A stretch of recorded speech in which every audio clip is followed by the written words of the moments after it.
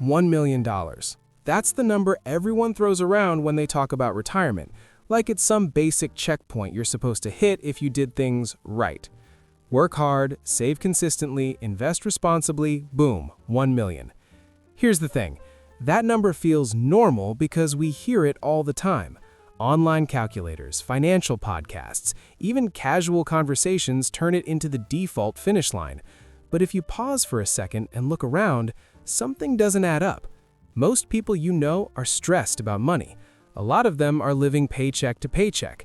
Many are behind on savings. And yet we all quietly assume that somehow by age 65, $1 million just shows up. Now wait, what if that assumption is completely wrong? What if $1 million retirement isn't common at all? And what if believing it is common is actually putting you in a worse position than you realize? So before we talk about how to get there, we need to answer a much simpler question. Who actually has $1 million saved for retirement? The idea of $1 million didn't come from math, it came from psychology. At some point, a clean, round number became the symbol of making it.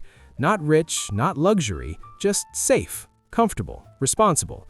Your parents heard it, financial gurus repeated it, retirement calculators quietly baked it in as the default goal even when they never explained why.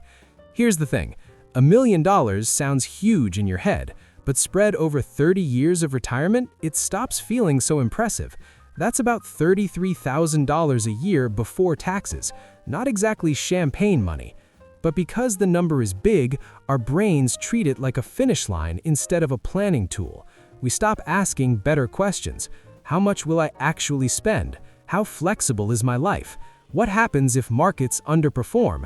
Instead, we latch on to the myth, save until the account shows 7 digits and everything will work out. This is where it gets dangerous, because when a goal feels standard, we assume most people reach it. And when we assume most people reach it, we feel behind even when we're doing fine. Now let's strip the emotion out of this and do the part most people avoid. Let's do the math. Let's do the math because this is where it gets ugly. When people say the average retiree has X, they're usually quoting averages, and averages lie. They get dragged up by a small group doing extremely well. The median is what matters, the middle person. In the US, the median retirement savings for people in their early 60s is nowhere near $1 million. It's a few $100,000 at best. That means half of people have less than that. Not half of young people, half of people right at retirement age. Now zoom out. Only a small percentage of households ever cross the $1 million mark in retirement accounts. We're talking single digits, not 10%, not 20, fewer than 1 out of 10. Here's a simple way to picture it. Imagine 10 people standing in a room. One of them has over $1 million saved, maybe 2 if you're being generous. The other 8, they're piecing together Social Security, modest savings, maybe a pension if they're lucky.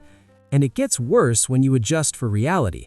That $1 million isn't sitting there untouched. It has to survive market downturns, inflation, healthcare costs, and longer lifespans. $1 million today doesn't buy what it did 20 years ago, and it definitely won't buy what it does 20 years from now. So when someone casually says, just aim for $1 million, they're skipping over how rare it is and how fragile it can be. Which raises a more interesting question. If so few people ever get there, who actually does? The people who actually reach $1 million aren't who most people imagine.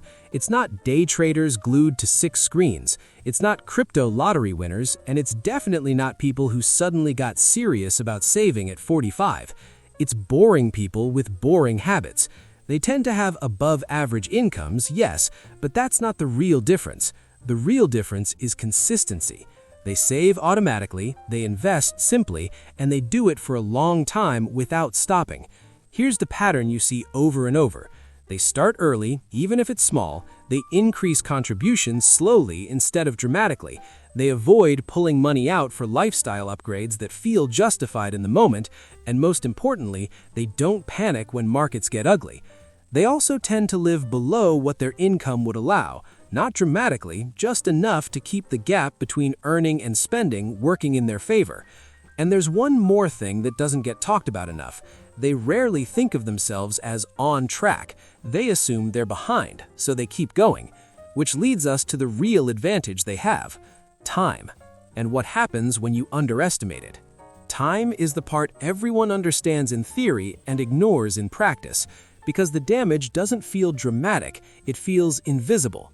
Let's simplify it. Think of investing like pushing a snowball downhill.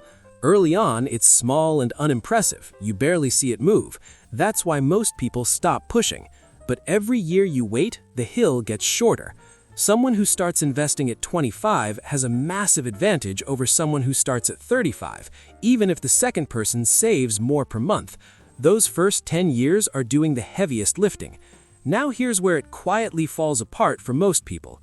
Life happens. Careers feel unstable. Money feels tight. So saving gets postponed. Just for now. Just until things feel more comfortable. But comfort keeps moving. By the time many people get serious, they're not fighting for growth anymore, they're fighting for catch-up. That's when the pressure rises. Contributions feel painful, risk feels scarier, and every market dip feels personal. This is why so many people feel like they're doing everything right and still falling behind. They didn't mess up the math, they lost time without noticing. And that's why chasing $1 million becomes so stressful. Which brings us to something most people don't want to hear. $1 million might not even be the right target. Here's the uncomfortable truth. $1 million is a clean number, but it's a terrible goal. Because goals shape behavior, and when the goal is a big, distant number, people make bad decisions trying to get there faster. They take risks they don't understand. They compare themselves to people with completely different lives. They inflate their lifestyle as their income grows, then wonder why the finish line keeps moving. This is where it gets sneaky. Two people can both have $1 million. One feels calm, the other feels trapped.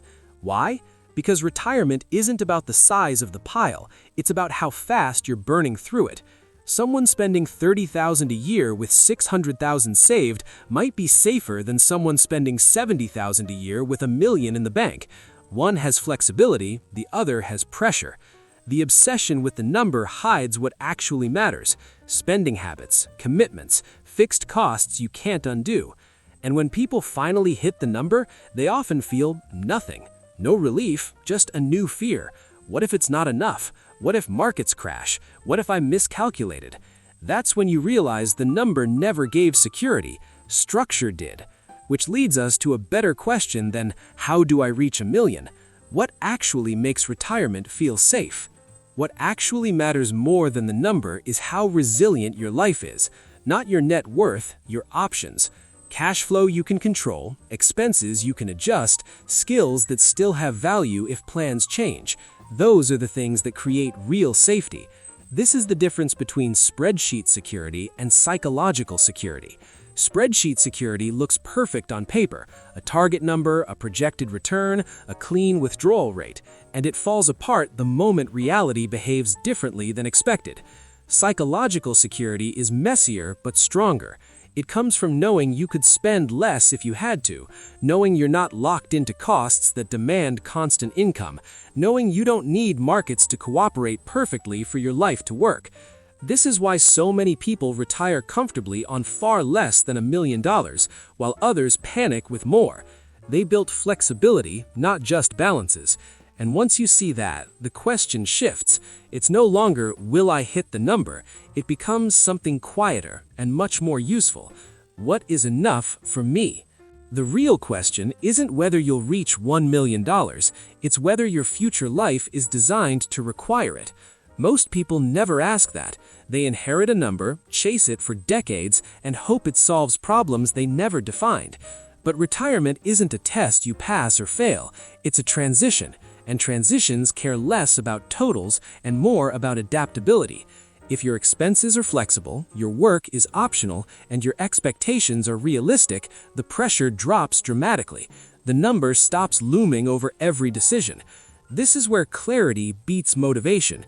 When you know what enough looks like for you, saving stops feeling like deprivation and starts feeling like alignment. And that's the shift most people miss. Because once you ask the right question, the answer changes how you think about everything that comes next, including how you measure progress. You don't need to panic if you're not on track for $1 million, and you don't need to feel accomplished if you are. What matters is whether your plan matches your reality, not someone else's highlight reel or a number pulled from thin air. Take a step back. Look at your spending, not just your savings. Look at your flexibility, not just your balance. Look at the life you're actually building. Because money is just a tool, and tools only work when they're designed for the job you need them to do.